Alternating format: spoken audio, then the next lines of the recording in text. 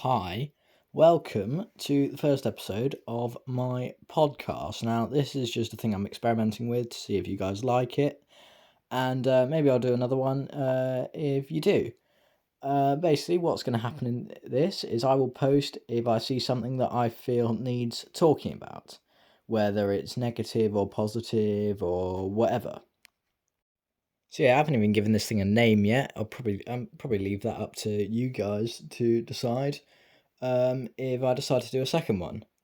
So let's get into it. What we're going to be talking about today is what everybody is talking about, and that's Eurovision. The Eurovision Song Contest 2026 took place in Vienna last weekend, and it was brilliant as per.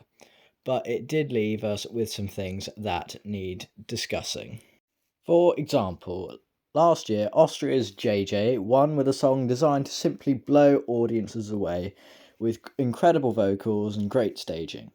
Fast forward to 2026, and another song with the same sort of style, if you like, was sent, this time from Australia. The song was amazing, and her performance was even better. And the cherry on top is that she's already really famous in her home country, with her debut album, Innocent Eyes, being one of the highest selling albums in Australian history.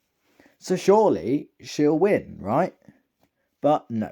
She finished fourth, barely getting 100 points from the public.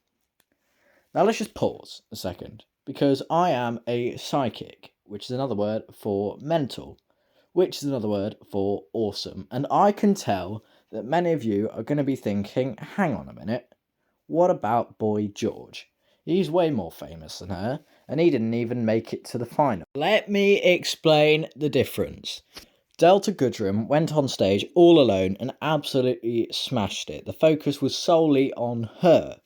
Meanwhile, Boy George was only on stage for about 30 seconds and sang about 4 lines. Even he admits it, that he hardly contributed. He came onto Senhit's official YouTube channel before the show and said, and I quote, "I am rehearsing for my cameo with Senhit for Eurovision." I'll tell you what, even though Boy George is a certified knobhead, if you don't know why, look at Wikipedia, I respect him for speaking the truth. It's not even close to the same thing. But now let's move on to what is, in my opinion, even more scandalous. What's that, you're probably wondering? Is it Luxembourg not qualifying? Is it Sweden finishing 20th? Is it Germany getting no points from the public? No. I found this poll on Eurovision World that was done before the show, and as you can see, Finland and Denmark are in first and second, and rightfully so. They were both brilliant songs. I personally would have switched the order around, but that's not the point. The point is that two mind-blowing songs are the two favourites to win. So maybe one of them can take it home. No. They finished 6th and 7th, and while that is still pretty good, my question is why? Because normally when something like that happens, it's because they sang a bit out of tune or there were some technical issues. But in this case, there was nothing, literally nothing whatsoever wrong with their performances. And they ended up losing to Bulgaria with Banger Ranga. I swear that's just the Bulgarian word for orgy. Anyway, how does this happen? The last few years, the winners have been songs focused on vocals. You got JJ, Nemo, Loreen, Duncan Lawrence, and so on. But this year, it's the oddball who stands out because their country has been returning after 3 years. Make it make sense. Don't get me wrong, I am pleased for her. I just think that there were some better songs out there. But I'm not going to make this, one of those podcasts where I just rant on about something for ages. Although you can be assured that there will be quite a bit of that. I'm going to talk about some of the positives now that we saw at Eurovision. And these positives are as follows. First of all, let's go back to Finland. Now, usually when an instrument is played on stage, it's pre-recorded and they're miming it. But not this time.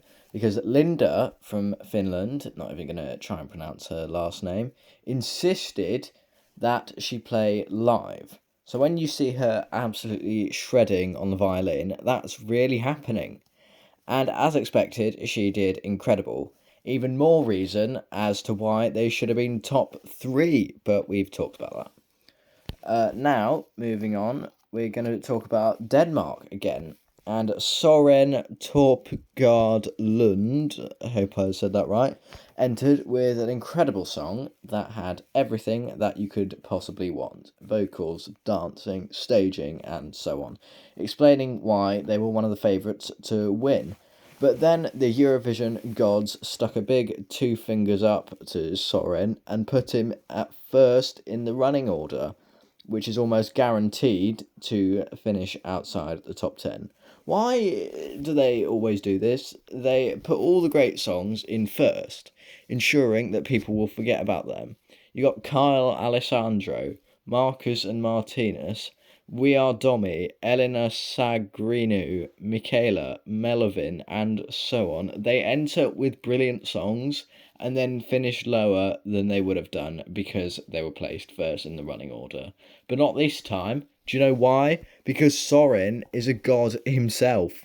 He performed first and did it so well that people didn't forget about him, and he ended up finishing 7th, being the best placing opener since 2014.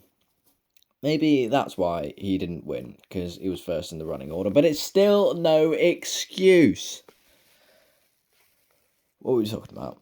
In addition to this, we saw 3 countries returning to Eurovision. We have Moldova, who returned after a 1-year absence and finished 8th, a pretty decent comeback. Romania returned after a 2-year absence and finished 3rd, a very good comeback. And then Bulgaria, who returned after a 3-year absence and won, an incredible comeback. Now then, one final thing that I want to say, and this isn't really positive, it's stop dissing Cyprus. Sure, her semi-final performance could have been better, but the song's great, and she deserved her spot in the final, and she proved it by performing incredibly at the final. But despite that, there are quite a few dickheads who are saying stuff like, "Oh, the fact that she qualified over Switzerland or Latvia is insane." Shut up. So, just a quick recap. Australia had a great song and didn't win, and Boy George did bugger all, and Finland and Denmark got robbed, even though one performed the violin live and one had everything a song needed and more, and some countries returned, and Cyprus was good, but some internet knobs kept dissing her. Thank you and goodbye.